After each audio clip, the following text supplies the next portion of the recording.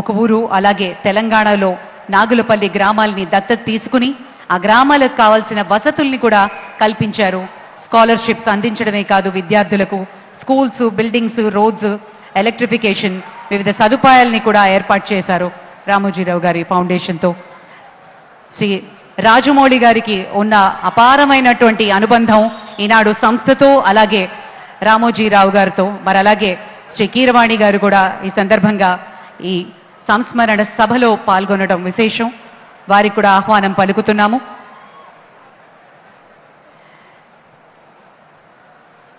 ఇక శ్రీ రామోజీరావు గారి పటానికి floral tribute అందించబోతున్నారు ముఖ్యమంత్రి గారు. ఆయన నిలువెత్తు చిత్రాన్ని మనం చూస్తూ ఉన్నాం. ఆయనకి సందర్భంగా నివాళులు అర్పిస్తూ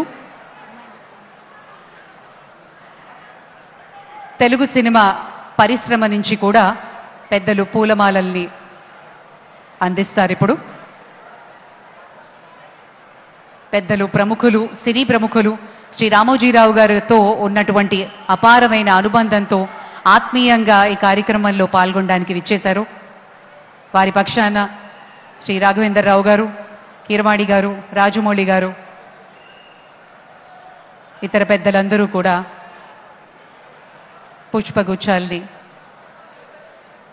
సమర్పించి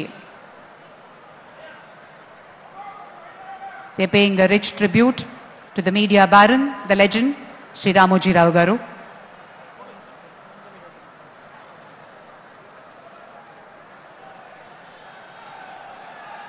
ఆంధ్రప్రదేశ్ ముఖ్యమంత్రి శ్రీ నారా చంద్రబాబు నాయుడు గారి చేతుల మీదుగా పుష్పాంజలి ఘటిస్తున్నారు శ్రీ రామోజీరావు గారి చిత్రపటానికి.